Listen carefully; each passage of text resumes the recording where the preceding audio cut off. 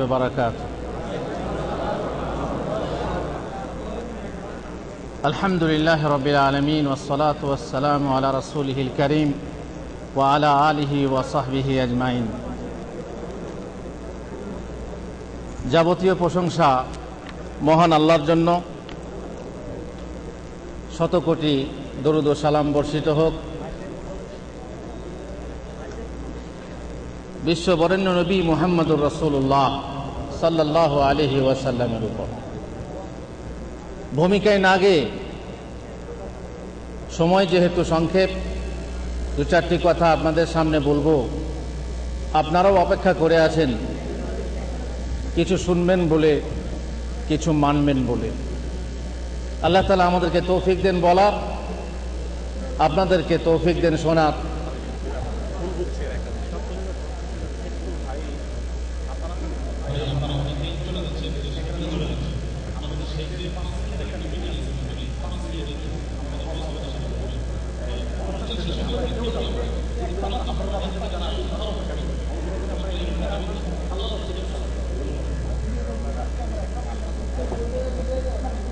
আপনারা চলে যাচ্ছেন কি? আমাদের ওয়াজ শুনতে ভালো লাগে না বোধহয়। কি ব্যাপার, চলে যান কেন? আল্লাহ তাআলা কোরআনে বলছেন, আউযু বিল্লাহি মিনাশ শাইতানির রাজীম ওয়া আন্না হাযা সিরাতী মুস্তাকিমান ফাত্তাবিউহু ওয়া লা তাত্তাবিউস সুবুলা ফাতাফাররাকা বিকুম আন সাবিলিহি যালিকুম ওয়াসাকুম বিহি লাআল্লাকুম তাত্তাকুন। এই ঈমানদারেরা, যারা ঈমান এনেছো, শোনো। যারা প্রত্যেক দিন 5 ওয়াক্তের নামাজে প্রত্যেক রাকাতে বলে থাকো ইহদিনাস সিরাতাল মুস্তাকিম, আল্লাহ গো আমাদেরকে সরল পথ দেখাও, সোজা পথ দেখাও, সিরাতে মুস্তাকিম দেখাও। তারা শোনো, এটা হচ্ছে আমার সরল পথ। আন্না হাযা সিরাতী মুস্তাকিমা, এটা আমার সরল পথ, বাঁকা পথ নয়। ফাত্তাবিউহু, তোমরা তার অনুসরণ করো, সরল পথ ধরে চলো।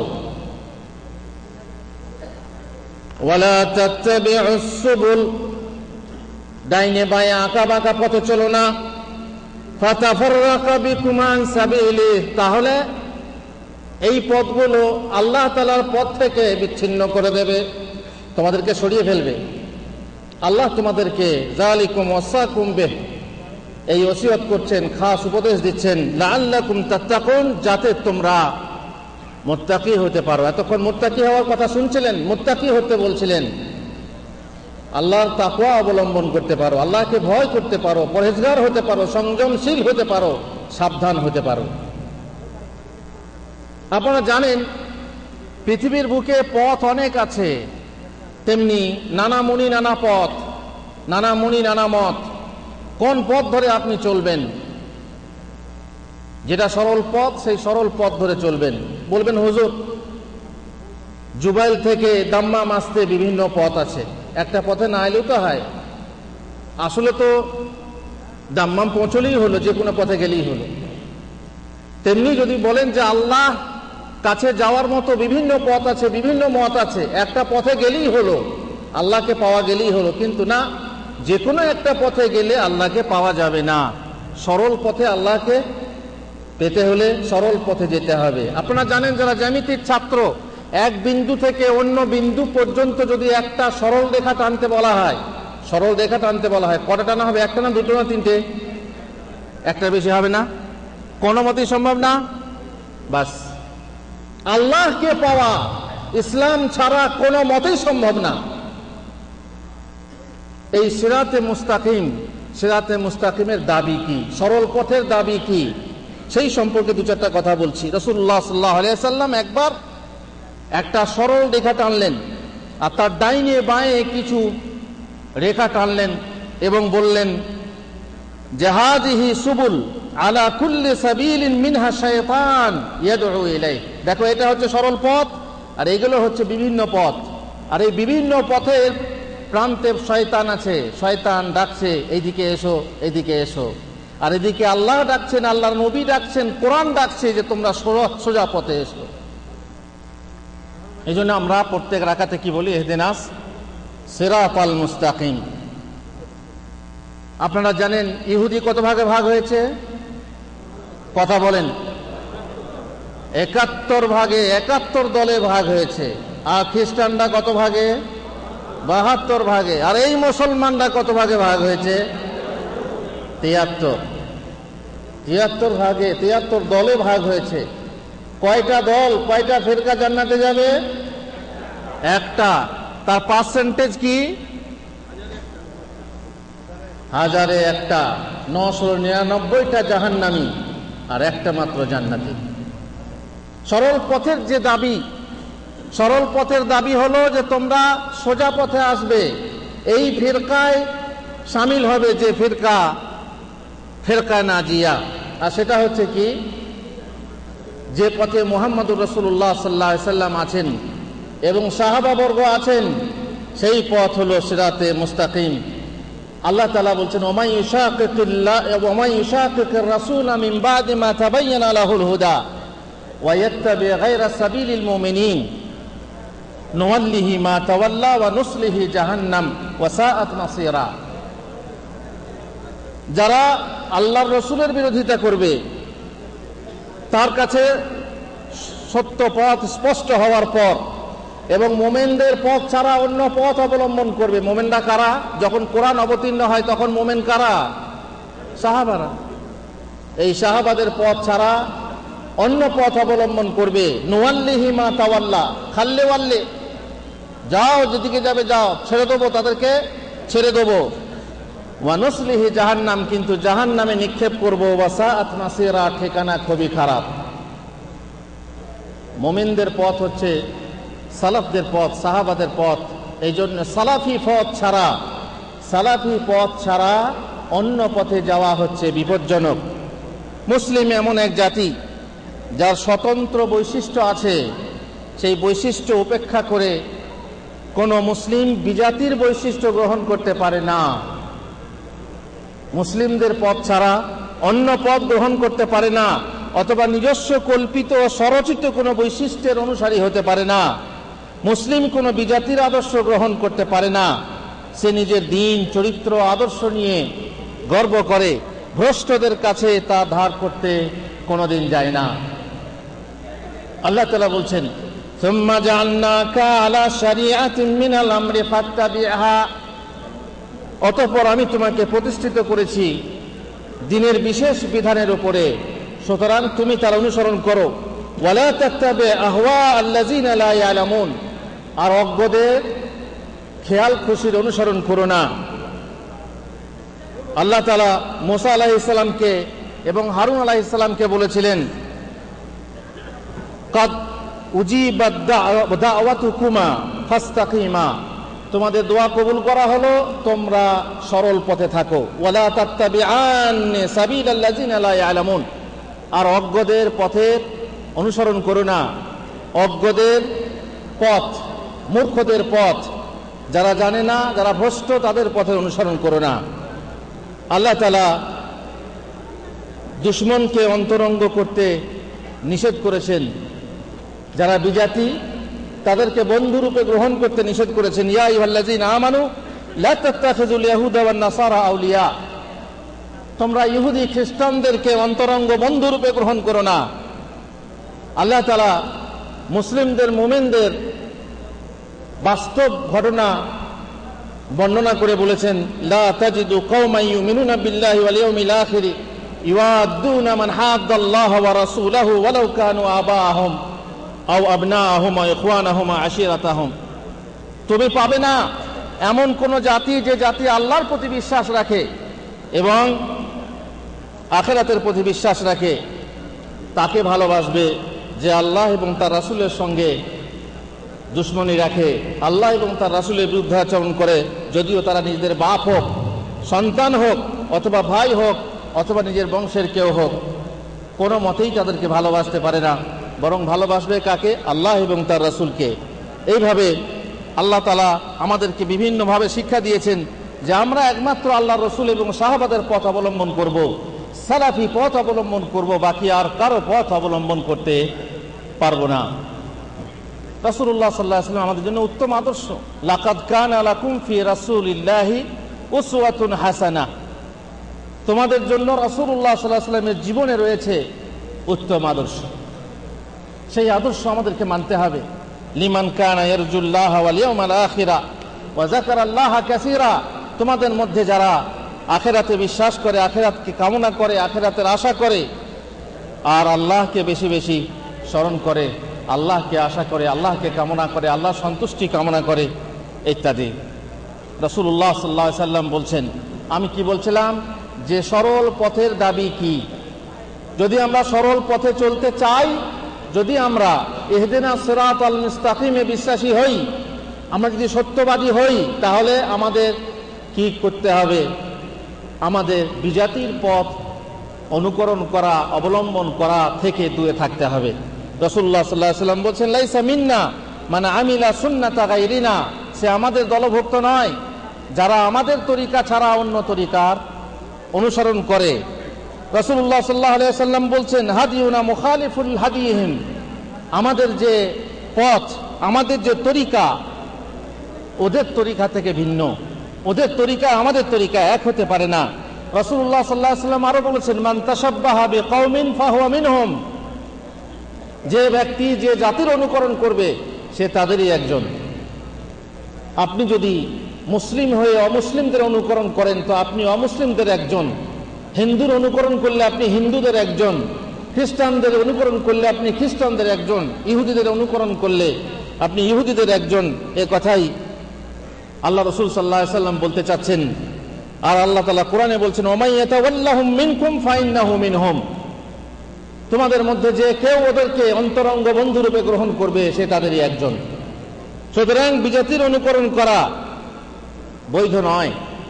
যদিও যদি আপনি সম্পূর্ণ রূপে করেন তাহলে কাফের হয়ে যাবেন, আর যদি কিছু কিছু আংশিক রূপে করেন তাহলে কাফের না হলেও আপনার জন্য তা হারাম হবে, কাবিরা গুনাহ হবে। আব্দুল্লাহ বিন আমর বলেন, মান বানা বিআরদিল মুশরিকিন ওয়া সানাআ নাইরুজাহুম ওয়া মাহরাজানাহুম ওয়া তাশাব্বাহা বিহিম হাত্তা ইয়ামুতা হুশরা মাহুম ইয়াউমাল কিয়ামাহ, যে ব্যক্তি মুশরিকদের দেশে ঘর বানায়, তাদের নওরোজ ও মাহারজান পালন করে, তাদের পূজা পালন করে, তাদের ঈদ পালন করে এবং তাদের সাদৃশ্য গ্রহণ করে থাকা অবস্থায় মারা যায়, সে ব্যক্তির হাসর হবে তাদেরই সাথে। মুশরিকদের সাথে থাকলে, মুশরিকদের ঈদ পালন করলে, মুশরিকদের নওরোজ পালন করলে, নওরোজ কাকে বলে? নওরোজ হচ্ছে মিশরের কিপ্তিদের নববর্ষের প্রথম দিন। যেমন আমাদের দেশে, বাংলাদেশে, ভারতবর্ষে নববর্ষের প্রথম দিন বৈশাখ মাসের প্রথম দিন। সেই দিনে হাল খাতা মানানো হয় এবং বিভিন্ন রূপে সেই দিনটাকে পালন করা হয়। পারস্য বর্ষের প্রথম দিন বসন্ত উৎসবের দিন, বসন্ত উৎসবের দিন 21শে মার্চ। আর মাহাজান হলো পারসিক ইরানিদের ঈদ। এইসব ঈদ যারা পালন করে, যারা হ্যালোইন উৎসব পালন করে, যারা বসন্ত উৎসব পালন করে এবং যারা নওরোজ পালন করে, মুসলমানদের মধ্যে যারা এইসব ঈদ পালন করে, তারা বুঝতেই পাচ্ছেন তাদের মধ্যে একজন, যদিও সে কাফের না হয় তবুও তার করা তাদের জন্য হারাম। কাদের মতো হওয়া নিষেধ। শরীয়ত আমাদেরকে কাদের মতো হতে নিষেধ করেছেন। যারা ইসলামের শত্রু, ইসলাম বিরোধী, ইসলাম অস্বীকারী, নাস্তিক, কাফের, মুনাফিক, ফাসিক বা বিদাতি, তাদেরই অনুকরণ আমাদের জন্য বৈধ নয়।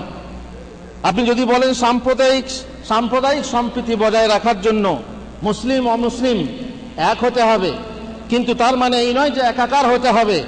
প্রেম বিবাহ জরুরি নয় যে মুসলিম অমুসলিমের মেয়ের সঙ্গে প্রেম করবে, বিবাহ করবে, এটা করা জরুরি নয়। কিংবা তাদের পূজায় গিয়ে শরিক হবে, এটা করা জরুরি নয়। তাদের নামে নাম রাখতে হবে, এটাও জরুরি নয়। কিন্তু তারা আপনার ঈদে শরিক হবে না, তারা আপনার কোরবানিতে শরিক হবে না, কোনোদিনই না। আমরা বিজাতির নামে নাম রাখতে পারি, কিন্তু বিজাতি আমাদের মুসলিমের কোনো নাম রাখে তারা? এটা আমরা কেন বুঝি না? তাদের নাম আমরা রাখি কিন্তু আমাদের নাম তারা রাখে না। ভাই, যদি বলেন পাশাপাশি বাস করতে হলে কিছুটা ত্যাগ স্বীকার করতে হয়, ত্যাগ মানে এই নয় যে আপনি আপনার স্বকীয়তাকে বিক্রি করে দেবেন। আপনার রুমে সাথী এক রুমে বাস করেন, আপনার লিবাস তার লিবাসের সঙ্গে মিলে না। আপনার মাথায় টুপি আছে, সে বলল ভাই এর টুপি ভালো লাগে না, টুপিটা তুমি পরো না। ঠিক আছে ভাই, টুপিটা খুলে দিলাম, সমস্যা নেই। তারপরে কিছুদিন থাকতে থাকতে বললো তুমি জামাটা পরছো না, শার্টটা পরছো, শার্টটাও ভালো লাগে না, জামাটাও ভালো লাগে না, জামাটা খুলে রাখ। জামাটাও খুলে দিলেন। তুমি যে গেঞ্জি পরে আছো, গেঞ্জিটাও ভালো লাগে না, আচ্ছা ঠিক আছে গেঞ্জিটাও খুলে দিলাম। একসঙ্গে ও পরে না, আমিও পরি না। তারপরে যদি বলে প্যান্টটা ভালো লাগে না, পায়জামাটাও ভালো লাগে না, কি করবেন এবারে? খুলে দেবেন? তারপর যদি আর কিছুদিন পরে বলে আন্ডার প্যান্টটাও ভালো লাগে না, কেমন? তার মানে আমি তো মরেছি, তুইও মর, আমি তো ন্যাংটা, তুইও ন্যাংটা হওয়া, তাই তো চাই। কাফেররা চায় যে মুসলমানরা কি হয়ে যাক, কাফের হয়ে যায়। কিন্তু মুসলমান, তোমার জ্ঞান থাকা উচিত, তুমি টুপিটা খুলে ফেলতে পারো, জামাটাও খুলে ফেলতে পারো, কিন্তু শেষ পর্যায়ে যদি তোমার ঈমান চলে যায়, ঈমানটাকে বাকি রাখার জন্য যদি তোমার হুঁশ না থাকে, তাহলে বুঝতেই পারছো। সুতরাং কাফেরদের আমরা অনুকরণ করব কোন পর্যায়ে? সম্প্রীতি বজায় রাখার জন্য, তাদের সঙ্গে একসাথে বাস করার জন্য আমরা কি কদ্দূর করতে পারি বুঝতেই পাচ্ছেন। যেখানে আমার ইমানে আঘাত আসবে, আমার ইসলামে আঘাত আসবে, সেখানে আমি ত্যাগ স্বীকার করতে পারি না। মহানবী সাল্লাল্লাহু আলাইহি ওয়াসাল্লাম আমাদেরকে আমভাবে কাফেরদের অনুকরণ করতে নিষেধ করেছেন। আর আল্লাহ তাআলা বলছেন ওয়ালা তারকানু ইলাল্লাযিনা যালামু ফাতামাসসাকুমুন নার, তাদের প্রতি ঝুঁকে যেও না যারা জালেম, যারা মুশরিক, যারা কাফের। ফাতামাসসাকুমুন নার, তোমাদেরকে অগ্নি স্পর্শ করবে, জাহান্নামে যাবে। ওমা লাকুম মিন দুনিল্লাহি মিন আউলিয়া, আর আল্লাহ ছাড়া তোমাদের জন্য কোনো আউলিয়া নাই যে বাঁচাবে, কোনো ওলি নাই যে বাঁচাবে। সুম্মা লা তুনসারুন, তোমাদেরকে সাহায্য করা হবে না। একদা আব্দুল্লাহ বিন আমর কে দেখলেন রাসূলুল্লাহ সাল্লাল্লাহু আলাইহি ওয়াসাল্লাম সাওবাইনি মুআসফারাইন, দুটো হলুদ রঙের জামা বা কি বলে কাপড় পরে আছেন, হলুদ রঙের একটা চাদর, একটা লুঙ্গি পরে আছেন। রাসূলুল্লাহ সাল্লাল্লাহু আলাইহি ওয়াসাল্লাম বললেন ইন্না হাযিহি মিন সিয়াবিল কুফফার ফালা তালবাসহা, এ হচ্ছে কাফেরদের কাপড়, তুমি পরো না। তার মানে বোঝা গেল কি, কাফেরদের কাপড় ব্যবহার করা যাবে না। তিনি নিষেধ করেছেন মুশরিকদের সাদৃশ্য অবলম্বন করতে, মুশরিকদের মতো হইও না। ওয়ালা তাকুনু কাল্লাযিনা তাফাররাকু ওয়াখতালাফু মিন বাদি মা জাআতহুমুল বায়িনাতু উলাইকা লাহুম আযাবুন আযীম, মুশরিকদের যারা দ্বীন সম্পর্কে ইখতিলাফ সৃষ্টি করেছে, মতভেদ সৃষ্টি করেছে, বিচ্ছিন্ন হয়েছে, তাদের মতো হইও না। যেহেতু মুশরিকদের স্বভাব হলো ওয়ালা তাকুনু মিনাল মুশরিকিন, তোমরা মুশরিকদের দলভুক্ত হইও না। মিনাল্লাযিনা ফাররাকু দীনাহুম ওয়া কানু শিয়া, যারা দ্বীনকে ভাগ করে ভেঙে ভেঙে টুকরো করে দিয়েছে, দলে দলে ভাগ করেছে, মযহাবে মযহাবে ভাগ করেছে, তাদের দলভুক্ত হইও না। কুল্লু হিজবিন বিমা লাদাইহিম ফারিহুন, প্রত্যেক দল নিজের কাছে যা আছে তাই নিয়ে সন্তুষ্ট, খবরদার তাদের মতো হইও না। মুসলিমরা সিজদা করে কেবল আল্লাহকে, কেবল আল্লাহকে, দুর্গার মতো দরগায় গিয়ে সিজদা করে না। আল্লাহ ছাড়া কোন সৃষ্টির কাছে গিয়ে মাথা নত করে না। নামাজ পড়ে কেবল তারই জন্য, সূর্যের জন্য নয়। তবুও সূর্যের উদয় অস্তকালে কোনো নফল নামাজ পড়া যাবে না, কারণ তাতে মুশরিকদের সাদৃশ্য অবলম্বন করা হয়। 3 সময়ে নামাজ পড়া নিষেধ। কোন নামাজ? নফল নামাজ। ফরজ নামাজের কোনো সময় নেই, তাই না? নফল নামাজ 3 সময়ে পড়া নিষেধ। কোন কোন সময়ে? ওঠার সময়, সূর্য ওঠার সময়, সূর্য ডোবার সময়, আর ঠিক মাথার উপরে থাকার সময়। কেন? এই 3 সময়ে মুশরিকরা সূর্যের পূজা করে। অতএব সূর্যের পূজার সাদৃশ্য অবলম্বন আমাদের করা নিষেধ বলে আমাদের ওই সময় নামাজ পড়া যাবে না। দ্বিতীয় খলিফা হযরত উমর ফারুক হযরত উকবা বিন ফারকাদকে নসিহত করে লিখেছিলেন চিঠিতে, ওয়া ইয়াকুম ওয়া তানাউম, তোমরা বিলাসিতা থেকে দূরে থেকো, বিলাসিতা করো না। ওয়া জিয়া আহলি শিরক, আর মুশরিকদের লিবাস পোশাক থেকে দূরে থেকো। ওয়া লাবুসিল হারির, আর রেশম বস্ত্র পরা থেকে দূরে থেকো। তোমরা বিলাসিতা করো না, মুশরিকদের লিবাস পরো না। বুঝতে পারছেন, লিবাস মুশরিকদের হলে পরে সেই লিবাস আমাদের পরা যাবে না। মুশরিকদের অনুকরণে আরো যে করে থাকে মানুষ, মুসলিম গুরুজনদেরকে সালাম দেওয়ার সময় অনেকে প্রণাম করে থাকে, তাই না? শ্বশুর বাড়ি গেছেন, শ্বশুর বাড়িতে গিয়ে শ্বশুর শাশুড়ি, দাদা শ্বশুর, দাদা শ্বশুর, নানা শাশুড়িকে কি বলে আপনি? প্রণাম করেছেন না সালাম করেছেন? প্রণাম না সালাম? সালাম পা ছুঁয়ে করেছেন নাকি হাতে হাত রেখে মোসাফা করেছেন? ইসলামী সালাম আসসালামু আলাইকুম, হাতে মোসাফা করেন। শাশুড়ির সাথে মোসাফা করা হয়, এ বেয়াদবি মনে করে। আবার শাশুড়ির পা ছুঁয়ে সালাম না করলে, দাদির পা ছুঁয়ে সালাম না করলে বউ এসে বলে, সবাই বলছে জামাই বড় বেয়াদব, জামাই বড় বেয়াদব, পা ছুঁয়ে সালাম করে না। এটা পা ছুঁয়ে বা সালাম হয় না প্রণাম হয়? প্রণামটাকে আমরা অনুকরণ রূপে গ্রহণ করেছি, যেহেতু আমরাও তো ওদেরই পাশাপাশি লোক। তাদের কাছ থেকে আমাদের কাছে চলে এসেছে পা ছুঁয়ে, কপাল ঠেকিয়ে, এইভাবে ওদের প্রণামটা আমাদের সালাম হয়ে গেছে। অথচ রাসূলুল্লাহ সাল্লাল্লাহু আলাইহি ওয়াসাল্লাম মুশরিকদের অনুকরণ করতে নিষেধ করেছেন। ইসলামের শুরুর দিকে মহানবী সাল্লাল্লাহু আলাইহি ওয়াসাল্লাম আহলে কিতাবের অনুকরণ করতেন, তাই না? যেমন তাদের কিবলার দিকে মুখ ফিরিয়ে নামাজ পড়তেন, বাইতুল মাকদিসের দিকে। তারপরে মনে মনে আশা পোষণ করতেন যে কখন আমার আলাদা কিবলা হবে। আল্লাহ তাআলা কিবলা ঘুরিয়ে কাবার দিকে করে দিলেন, কিন্তু পরবর্তীতে আল্লাহ তাআলা নিষেধ করলেন যে তোমরা ইহুদি নাসারাদের অনুকরণ করো না। আল্লাহ তাআলা বলেন, ওয়ালা তাকুনু কাল্লাযিনা তাফাররাকু ওয়াখতালাফু। এই একই আয়াত যে আগে একবার বলেছিলাম যে তোমরা তাদের মতো হইও না যারা ছিন্ন বিচ্ছিন্ন হয়ে গেছে। ওয়াখতালাফু মিন বাদি মা জাআহুমুল বায়িনাত, তাদের কাছে স্পষ্ট প্রমাণ আসার পরে মতভেদ সৃষ্টি করেছে। তারা কারা? ইহুদি এবং খ্রিস্টানরা। ওই যে 71 দলে ভাগ হয়েছে, 72 দলে ভাগ হয়েছে, আর তোমরা 73 দলে ভাগ হইও না। আল্লাহ তাআলা বলছেন, আলাম ইয়ানি লিল্লাযিনা আমানু আন তাখশা কুলুবুহুম লিযিকরিল্লাহি ওয়া মা নাযালা মিনাল হক ওয়া লা ইয়াকুনু কাল্লাযিনা উতুল কিতাব। মুমিনদের জন্য কি সে সময় হয়নি যে তাদের হৃদয় আল্লাহর জিকিরের জন্য বিনীত হবে, আর আল্লাহর পক্ষ থেকে যে হক অবতীর্ণ হয়েছে তার জন্য বিনীত হবে। ওয়ালা ইয়াকুনু কাল্লাযিনা উতুল কিতাব, আর সে সময় কি হয়নি যে তারা আহলে কিতাবদের মতো হবে না। আহলে কিতাব কারা? ইহুদি এবং খ্রিস্টানরা, তাদের মতো হবে না। যাদের কিতাব আসার পর তাদের সময় লম্বা হয়ে যাওয়ার পরে তাদের হৃদয় হয়ে গিয়েছিল কঠিন। আর ওয়া কাসীরুম মিনহুম ফাসিকুন, তাদের অধিকাংশ হচ্ছে ফাসেক। খবরদার তাদের মতো হয়েও না। এই জন্যই মুসলিমরা প্রত্যেক নামাজে, প্রত্যেক রাকাতে তাদের মত পথ থেকে দূরে থাকার জন্য আল্লাহর কাছে দোয়া করে বলে, ইহদিনাস সিরাতাল মুস্তাকিম সিরাতাল্লাযিনা আনআমতা আলাইহিম গায়রিল মাগদুবি আলাইহিম ওয়ালাদ-দাল্লিন। মানে কি? হে আল্লাহ, তুমি আমাদেরকে সরল পথ দেখাও, সেই পথ যে পথে গিয়ে মানুষ ইনাম প্রাপ্ত হয়েছে, পুরস্কার প্রাপ্ত হয়েছে, নিয়ামত প্রাপ্ত হয়েছে। গায়রিল মাগদুবি আলাইহিম, তাদের পথ দেখাও না যাদের প্রতি তুমি রাগান্বিত, ক্রোধভাজন। তাদের প্রতি আল্লাহ রাগান্বিত? ইহুদিদের প্রতি রাগান্বিত। কেন? তারা জেনে শুনে আল্লাহর বিধানের বিরুদ্ধে আচরণ করেছে। ওয়ালাদ-দাল্লিন, আর ভ্রষ্টদের পথ দেখাবে না। ভ্রষ্ট কারা? খ্রিস্টানরা। কেন?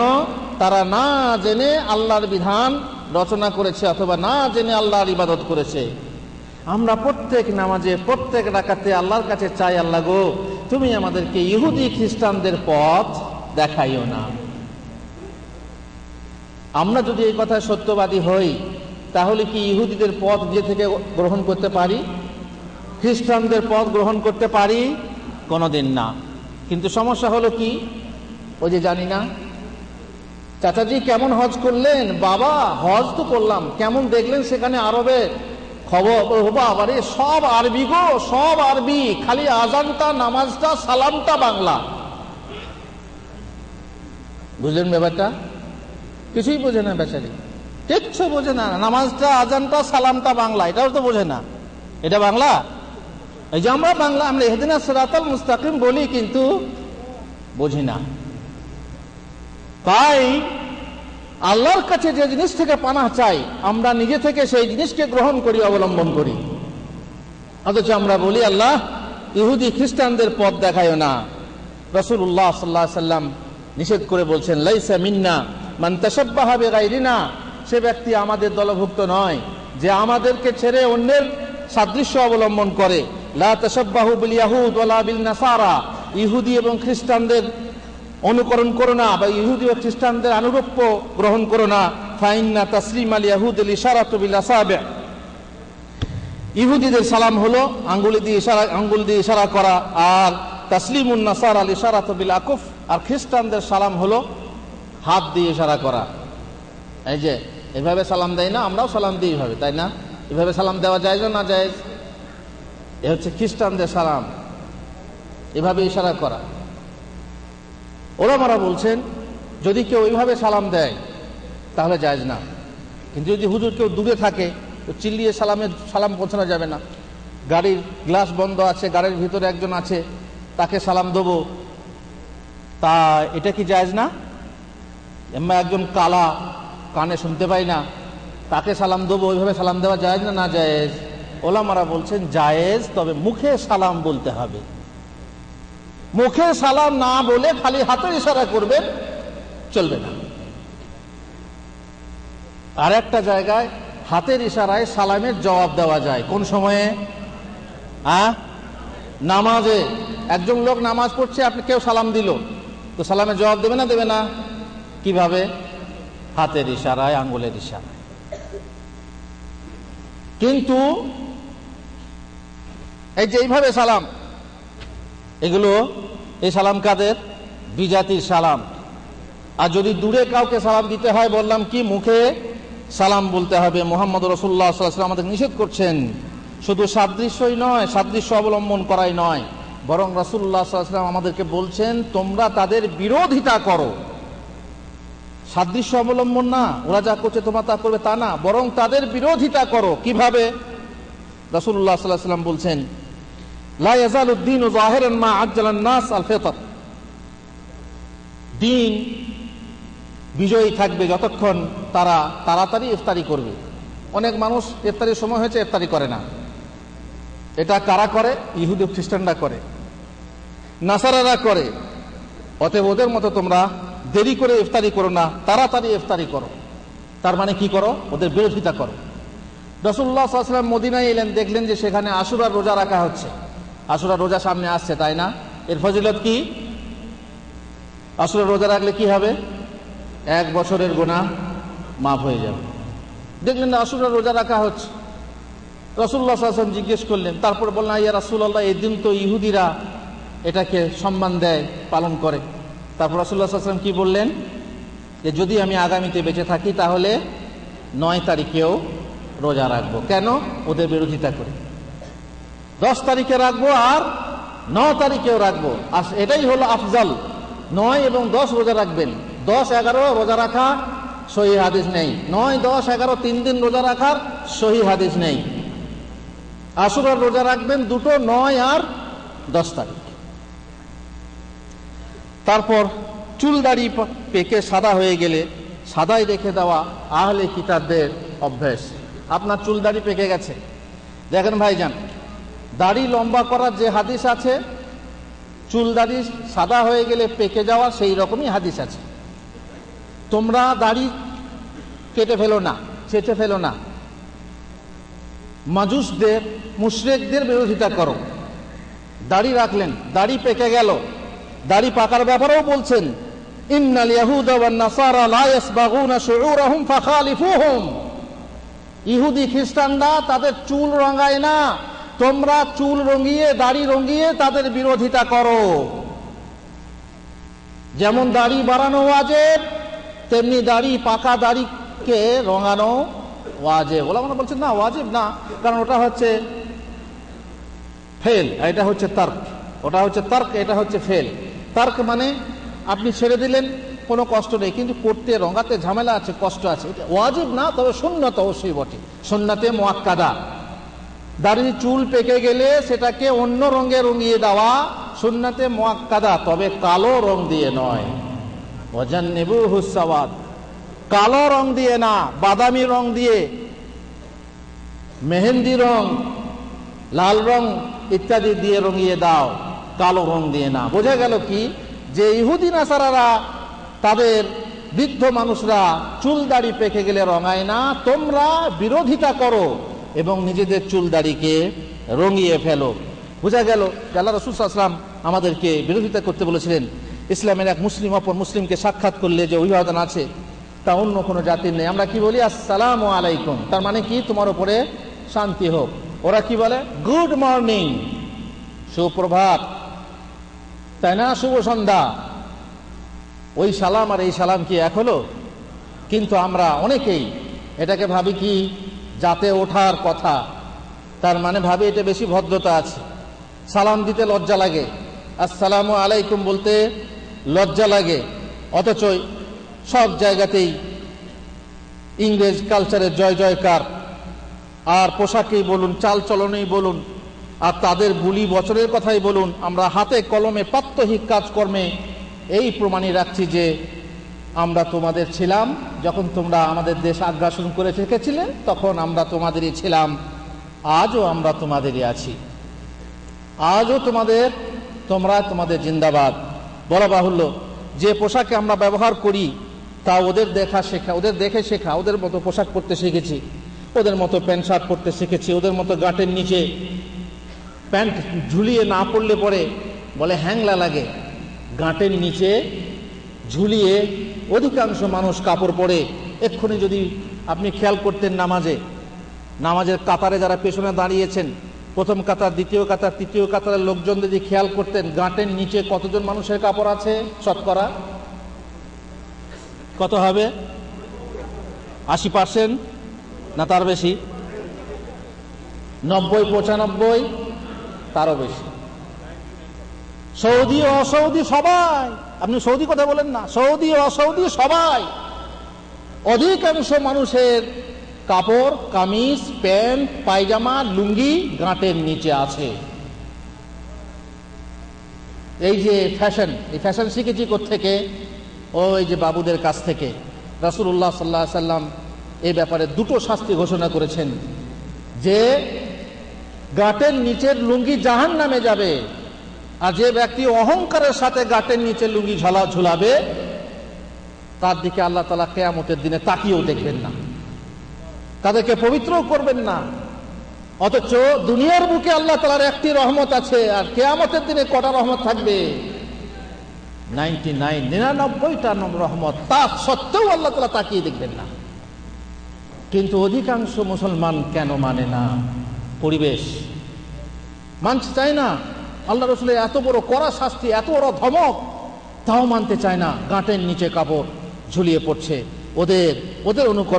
ওদের অনুকরণ দেখে আমাদের ম্যাডাম সাজছে, আলোক প্রাপ্তা, দেহে যত অংশ আলো দেখানো যায় মেয়েরা তত অংশকে আলো দেখিয়ে আলোক প্রাপ্তা সাজছে। তাদের উন্মুক্ত হাঁটুতে, জাঙ্গে, বুকে, মাথায়, পিঠে ও নাভিতে সূর্যের আলো দিয়ে আলোক প্রাপ্তা সাজছে। তাসলিমা নাসরিন আবার বলছে মেয়েরা কেন বোরকা পরবে? বোরকা পরতে হলে পুরুষরা পড়ুক। হায়রে তাসলিমা, মেয়েরা নাহলে তাদের এমন এমন অঙ্গ আছে যে অঙ্গ না ঢাকলে পরে সর্বনাশ হবে, তো পুরুষরা আবার কোন অঙ্গ ঢাকার জন্য বোরকা পরবে? এই তো আজব কাণ্ড। বলছে পুরুষরা ধর্ষণ করে, মেয়েরাও ধর্ষণ করুক। হ্যাঁ, এবার কোন কথা? একজন লিখেছে ফেসবুকে, তো পুরুষরা আবার কি দিয়ে ধর্ষণ করবে? তো কেউ আবার লিখেছে পুরুষরা মুখ দিয়ে ধর্ষণ করবে। মেয়েরা কি দিয়ে ধর্ষণ করবে? মেয়েরা ধর্ষণ, যদি পুরুষকে ধর্ষণ করতে চায় কি দিয়ে ধর্ষণ করবে? তাসলিমা নাসরিন এইভাবে এখনো পর্যন্ত ভারতবর্ষে নিরাপদে বাস করে মুসলমানদের বিরুদ্ধে বিষোদ্গার করে যাচ্ছে। বলছে পুরুষরা বোরকা পরুক, মেয়েরা কেন পরবে? নাউজুবিল্লাহি মিন যালিক। অনেকে ওদের দেখাতে কি কুকুর পুষতে শুরু করেছে, বাড়িতে কুকুর পুষছে।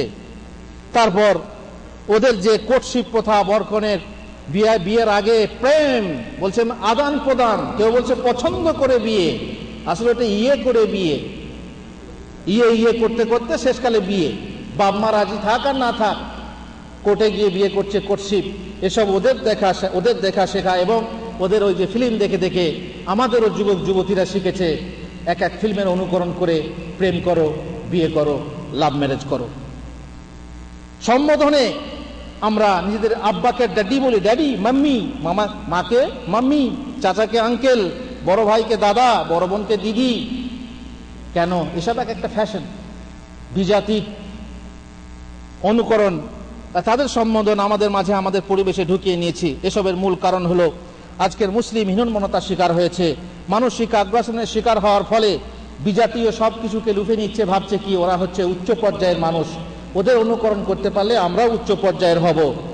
কিন্তু জেনে রাখবেন, পরের অনুকরণ করতে করতে এমন অবস্থা হতে পারে যে আপনি নিজের স্বকীয়তাকে ভুলে যাবেন। আপনার নিজের যে একটা মানে দাম ছিল, মূল্য ছিল, সেটাকে আপনি হারিয়ে ফেলবেন। একদা চাহিল কাকে পায়রার চাল চলিতে, আচরিল কিছুকাল কুফল ফলিল তাতে, বিপরীত হলো ফলিতে ভুলিল আপন চাল। একবার কাক দেখলো একটা পায়রা চলছে, পায়রার চলনটা দেখে খুব ভালো লাগলো। তারপরে কাক চাইলো যে আমিও কবুতরের মতো পায়রার মতো চলবো। চলতে চলতে কিছুক্ষণ খুব হয়রান হয়ে গেল, শেষকালে পায়রার মতো চলতে পারলো না। শেষকালে ভাবলো কি আমার নিজের চলনটাই ভালো, আমার নিজের মতোই চলি। নিজের মতো যখন চলতে গেছে নিজের চালটাও ভুলে গেছে। এই রকম অবস্থা আমাদের। আমরা চাচ্ছি যে ওদের অনুকরণ করে আমরা ভালো হব, ওদের অনুকরণ করতে গিয়ে না আমরা তাদের মতো হতে পারছি, আর না আমরা মুসলমান থাকতে পারছি।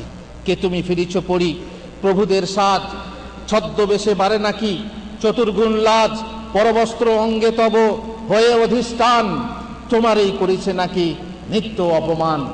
পরের লেবাস পরে, পরের পোশাক পরে তুমি নিজেকে ছোট করছো। পরের মুখে শেখা বলি পাখির মতো কেন বলিস, পরের ভঙ্গি নকল করে নটের মতো কেন চলিস। তোর নিজস্ব সর্বাঙ্গে তোর দিলেন ধাতা আপন হাতে, মুছে যেটুক বাজে হলি গৌরব কিছু বাড়ল তাতে। আপনারে যে ভেঙে চুড়ে গড়তে চাহে পরের ছাঁচে, অলিক ফাঁকি মেকি সেজন নামটা তাহার কদিন বাঁচে। পরের ছবি ছেড়ে দিয়ে আপন মাঝে ডুবে যারে, খাঁটি ধন যা সেথায় পাবি আর কোথাও পাবি না রে। ইসলামেই আছে খাঁটি ধন, আর কোথাও পাবি না রে। যেখানে যারই অনুকরণ কর, খাঁটি ধন তোর আছে নিজের ইসলামের মধ্যে। ইসলাম যদি ঠিকমতো অনুকরণ করতিস, অনুসরণ করতিস, তাহলে খাঁটি ধন পেতিস, নিজেকে পৃথিবীর সর্বোচ্চ জাতিরূপে নিজেকে প্রতিষ্ঠিত করতে পারছিস। কিন্তু দুঃখের বিষয় যে নিজের কথাই তো ভুলে গেছিস। নিজের কোরআনে কি আছে তা জানিস না, নিজের ইসলামে কি আছে আদর্শ জানিস না, নিজের ইসলামের আচরণ বুঝিস না। তাই না বুঝে অপরের আচরণকে আচরণ করতে গেলে, নিজের আচরণ রূপে বরণ করতে গেলে এর নিশ্চয়ই ফল ভালো হবে না, বুঝতেই পারছি। রাসূলুল্লাহ সাল্লাল্লাহু আলাইহি ওয়াসাল্লাম আমাদেরকে অগ্নি পূজকদের মতো হতে নিষেধ করেছেন। রাসূলুল্লাহ সাল্লাল্লাহু আলাইহি ওয়াসাল্লাম বলছেন, ইন্নাহুম ইউফিরুনা সিবালাহুম ওয়া ইয়াহলিকুনা লিহাহুম ফাখালিফুহুম। মাজুস ও অগ্নি পূজকরা তারা মোচ বাড়ায়, লম্বা করে, টাঙ্গি মোচ রাখে, মোছাল সাজে, আর তারা দাড়ি কামিয়ে দেয়। তোমরা তাদের বিরোধিতা করো। তার মানে দাড়ি বাড়াও আর মোচ ছোট করো। এখানে উল্লেখ্য যে মোচ চেঁচে ফেলা সুন্নত না। অনেকে ব্লেড দিয়ে, খুর দিয়ে চেঁচে ফেলে। চেঁচে ফেলা সুন্নত না, মোচ হচ্ছে ছাঁটা সুন্নত। কাঁচি দিয়ে ছোট করবেন, এটাই হচ্ছে সুন্নত। আর দাড়ি ছেড়ে দেওয়া সুন্নত বা ওয়াজিব। দাড়ি রাখা হচ্ছে ওয়াজিব। প্রিয় নবী সাল্লাল্লাহু আলাইহি ওয়াসাল্লাম বলেন যে তোমরা মদ ছেটে ও দাড়ি রেখে অগ্নি পূজকদের বৈপরীত্য করো, তাদের বিরোধিতা করো।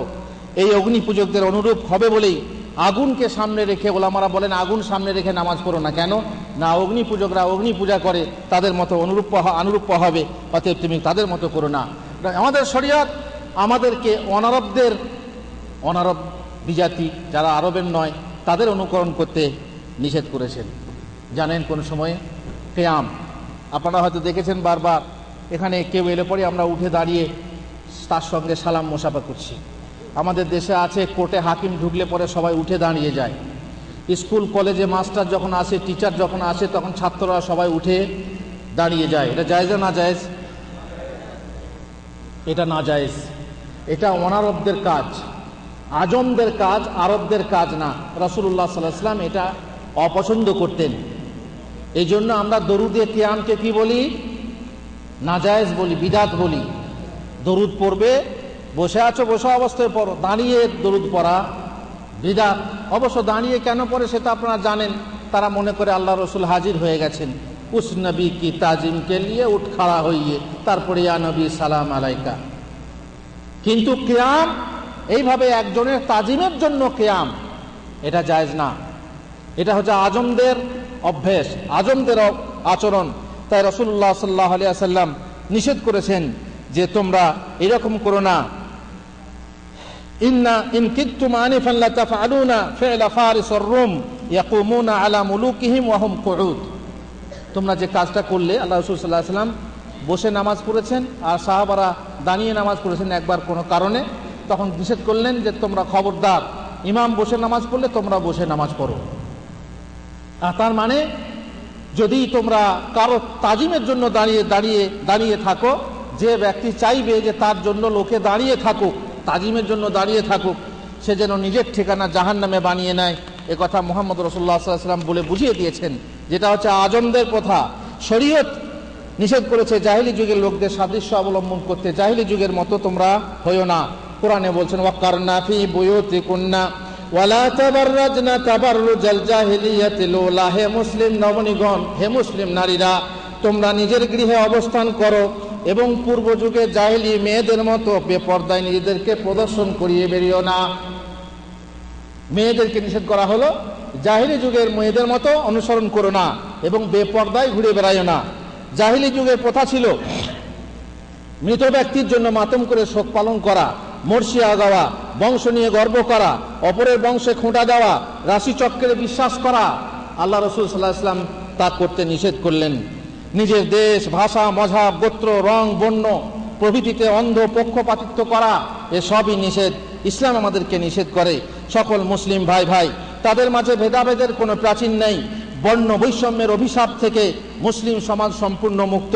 এ সমাজে সকলেই সমান অধিকারের দাবী। সবচেয়ে শ্রেষ্ঠ হলো সেই ব্যক্তি, ইন্না আকরামাকুম ইনদাল্লাহি আতকাকুম। তোমাদের মধ্যে সবচেয়ে শ্রেষ্ঠ ব্যক্তি হলো সেই যে সবচেয়ে পরহেজগার। মোট কথা, জাহিলি যুগের যে আচরণ আছে, অন্ধ পক্ষপাতিত্ব, সেটা জাতিগত পক্ষপাতিত্ব, ভাষাগত পক্ষপাতিত্ব, এগুলো হচ্ছে জাহিলি যুগের প্রথা। এরকম করা যাবে না। শরীয়ত আমাদেরকে নিষেধ করেছে ফাসেক পাপাচারদের সাদৃশ্য অবলম্বন করতে। আল্লাহ তাআলা নিষেধ করেছেন যে তোমরা যারা পাপাচারী তাদের অনুকরণ করো না, কাফেরদের অনুকরণ করো না। শরীয়ত নিষেধ করেছে বেদুইনদের সাদৃশ্য।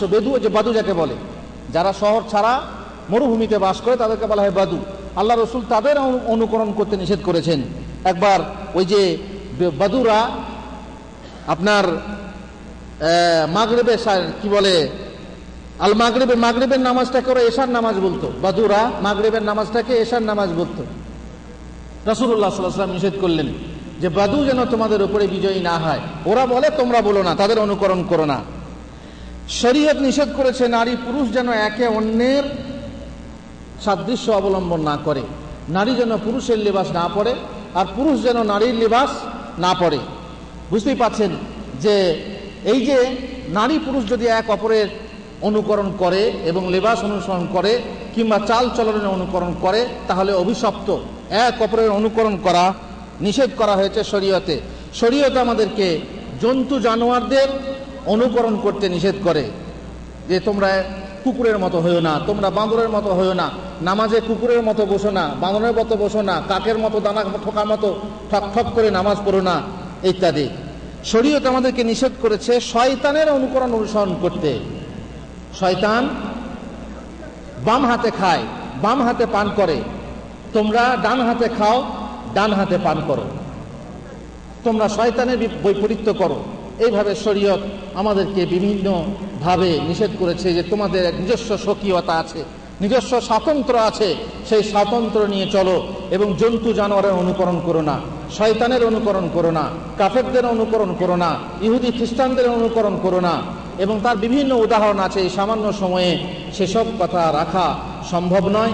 সময় শেষ হয়ে গেছে, আপনাদেরও বিরক্তি এসে গেছে এবং অবশ্য প্রোগ্রাম আছে, আপনাদের বাকি প্রোগ্রাম আছে, সেই সমস্ত সেরে আপনারা বিদায় নেবেন, আমরা বিদায় নেব। আল্লাহ তাআলা আমাদেরকে তৌফিক দেন, যেটুকু বললাম, যেটুকু শুনলাম, সেটুকুকে মানার চেষ্টা করব ইনশাআল্লাহ। আল্লাহ তাআলা আমাদেরকে এই শ্রেণী সভাতে হাজির হয়ে আল্লাহর জিক্রে অংশগ্রহণ করতে যেন তৌফিক লাভ করি, সেই কামনা রেখে আমি বিদায় নিচ্ছি। আশা করি আপনারা আমার জন্য দোয়া করবেন এবং আমিও আপনাদের জন্য দোয়া করব। আল্লাহ তাআলা আমাদের সকলের দোয়াকে কবুল করুন। আল্লাহুম্মা আমিন। ওয়া সাল্লাল্লাহু আলা নবিয়িনা মুহাম্মদ ওয়া আলা আলিহি ওয়া সাহবিহি আজমাইন।